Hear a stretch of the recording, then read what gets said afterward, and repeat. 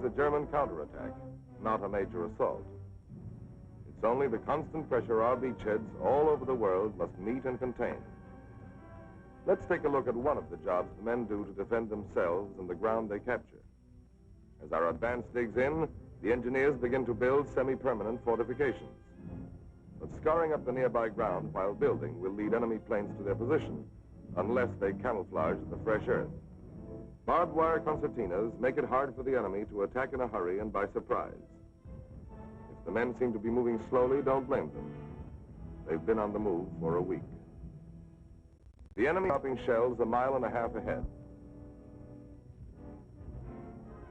These engineers are building their first pillbox under fire and seem to have forgotten a few things. They're putting too much in the sandbags. The sack should only be half or 2/3 full before tying the neck up tightly. The sergeant standing on top doesn't realize he makes a good target and may give away the position.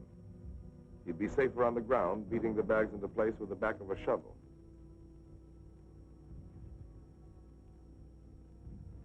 Nearby, our men found some timber they used to reinforce the roof and the embrasure. The emplacement is in a good position, giving a clear view for field of fire. The enemy is uphill across the valley. The entrance to the emplacement is on the uphill side, away from the enemy.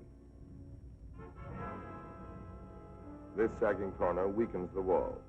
The bag should have been crisscrossed at least every 3 or 4 layers. It rains a lot here, so that means digging and camouflaging a drainage trench and sump, so the pillbox won't be flooded.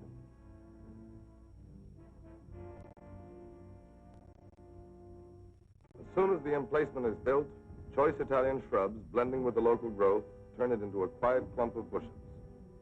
But the camouflage withers, and they'll have to keep on renewing it about every 3 days until it's left behind by the next push forward.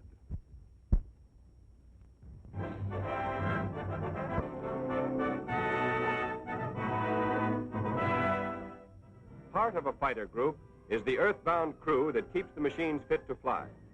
So that the heart may know what the hands are doing, from time to time, officers are sent to speak to the ground crews, telling them the course and meaning of the battles at the front.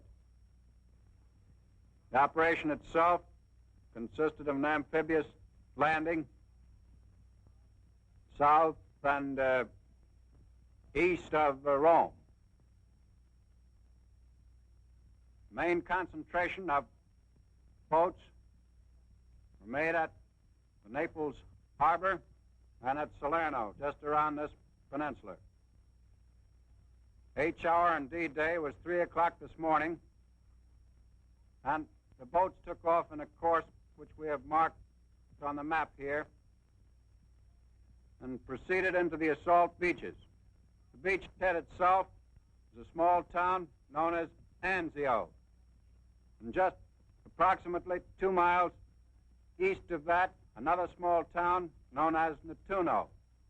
The Allied navies had the job of ferrying the troops around the mountainous Gustav line up to the invasion points. Our job was to provide cover and patrol the convoys moving up the coast. In their plans, the Allied naval leaders had a well-coordinated pattern for transporting the troops up north. The Naples and Salerno staging areas sent supplies, men, tanks, and trucks. As soon as the go signal was given, the truck convoys started to move to the harbor. I don't know if you've ever watched LSTs and LCIs being loaded, but I did on the way to Sicily.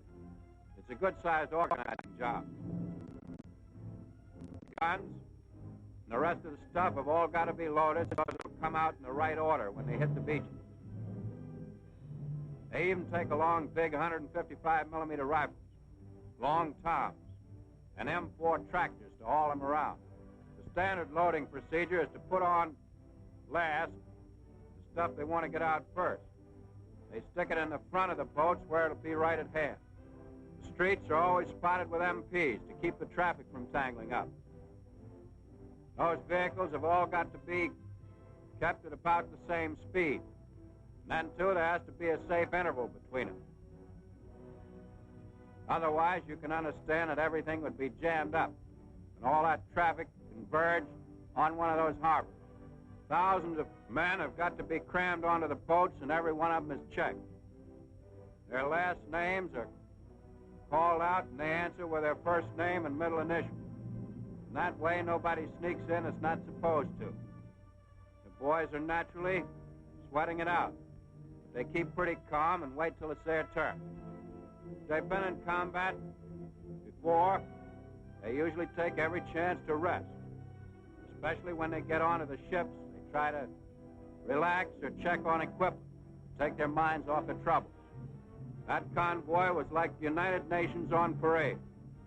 American merchant ships, French, Dutch, and Greek. They strung up barrage balloons on the ships for protection against aerial torpedoes, dive bombing, and strafing. The initial invasion was carried on very successfully in this area, meeting with no enemy opposition. The part that the 79th is playing in the show at the present moment is carrying on a patrol of the convoy lanes between the Ponciani Islands and the assault beaches themselves. What our pilots reported at first from up there was mostly Higgins boats. They were going into the beach, unloading men and supplies. As far as we can make out, at the present time, there hasn't been much fireworks. And the enemy was surprised. The first waves were assault troops. They hit with American Rangers and British commandos. Standard operating procedures for the engineers to mark off with tapes where they clear the way through the minefields. Then everyone stays inside the tapes. They brought in M4 tanks right away to move on to the other side of town. During this time, the ducks kept rushing back and forth, carrying supplies from the ships offshore. The enemy had retreated when they were surprised, so the troops advanced through the town. They're supposed to move up single file along the side of the road, out of the way of the vehicles, which naturally use the roads at the same time. For those first vehicles, they sent in M10 tank destroyers against mechanized counterattacks. All this time, the planes of the 79th were patrolling the convoy lanes. They're also throwing a fighter cover of 16 aircraft over the assault area itself. The initial sorties were confined solely to patrol, but we've now been released for the purpose of strafing.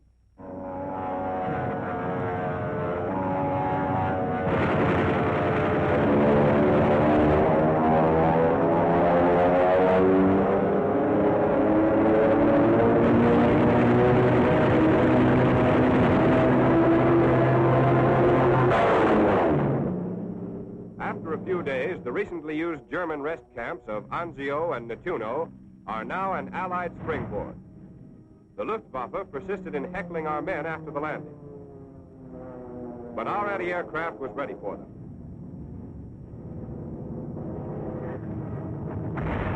There was some damage, but our beachhead was already secured and remained secure despite growing pressure from the enemy. The inevitable counterattack led by German artillery came. But their fire was answered. A dive bomber sneaked in to get a loaded munitions boat, but they didn't have a chance to drive us from our newly won position.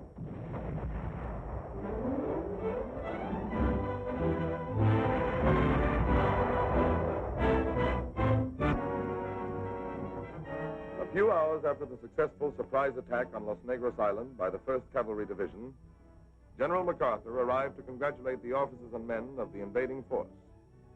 And congratulations are in order, for the cavalry had been trained as infantry, and all their efforts were pointed toward coordination and preparation in their new role.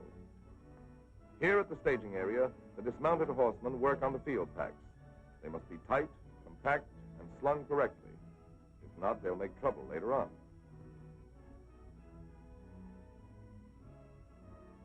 Everything ready? The trucks pull out for the port of embarkation. They move at a fast clip, but nevertheless, the right intervals are held if possible.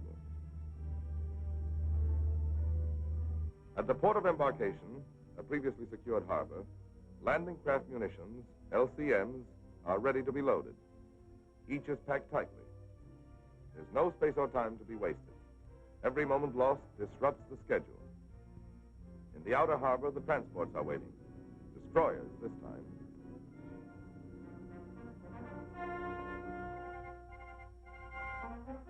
The transfer is done quickly. The men are careful in boarding, and the ones already on deck give the new arrivals a helping hand. Northward to the Admiralty Islands. Now there's time to sit down to clean and condition the weapons. No one has to tell them what to do. They're going in, and they know their weapons make the difference between life and death in this work. Here's a Tommy gun, the .45 caliber M28. It must be cleaned and oiled thoroughly. Now he replaces the bolt group in the receiver. The M1 Garand. Every piece of dust and dirt removed, both outside and in. This is the time to field strip it completely, to check the sights, the bolt action, to get that piece in perfect working order, and each clip loaded with care and respect.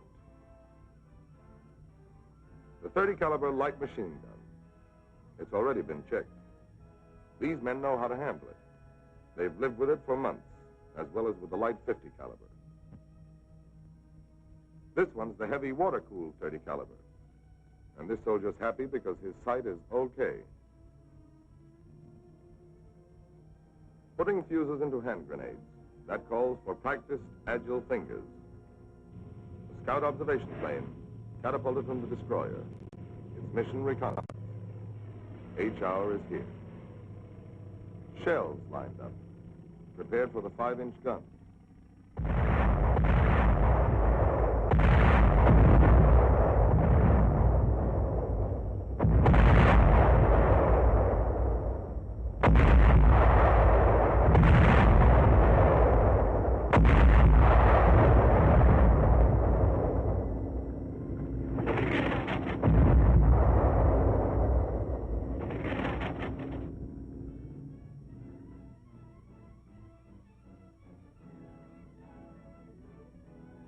Reinforcements will be needed before this campaign can be finished.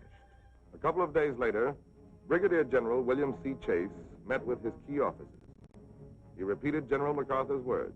It is imperative that we hold this position.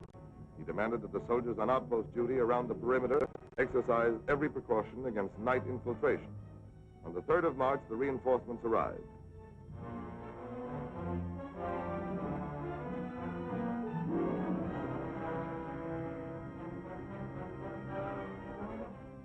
The muck and sand, torn up by constant landings, bulldozers cleared a path over which the trucks could roll right out of the ships and up the beach to cover.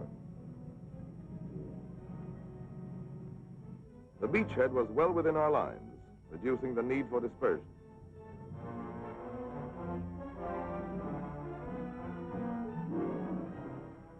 The men moved to the edge of the perimeter and then spread out and filtered through the jungle towards Momoti Airfield. The Japs were retreating except for snipers. Our men dashed across the open airfield to get into jungle cover again as soon as possible.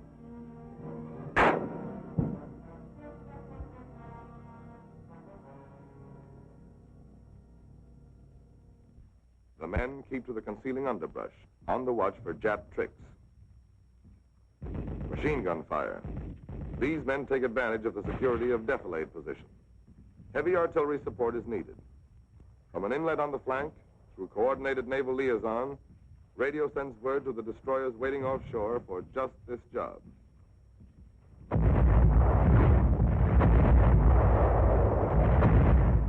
The light field pieces and mortars can be called on by telephone.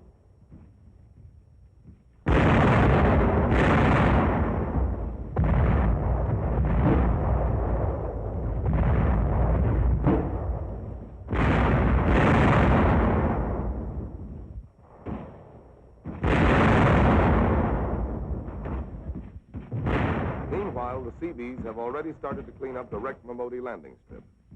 As usual, the Japs left snipers behind who keep firing from the jungle at the men driving the bulldozers. This driver is making a mistake not wearing a helmet. It's better to have a dent in your helmet than a dent in your head. The assault troops have resumed their steady forward infiltration. The leader deploys his men to the flanks.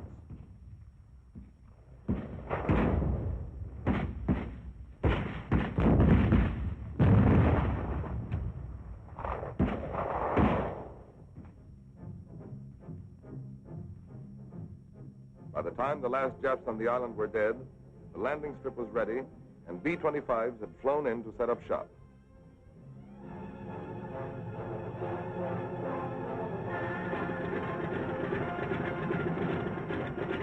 From here, Los Negros, land-based planes will be able to support forward units to protect our New Guinea bases, to blockade and starve out Jap bases at Rabaul, Cavien, WWII.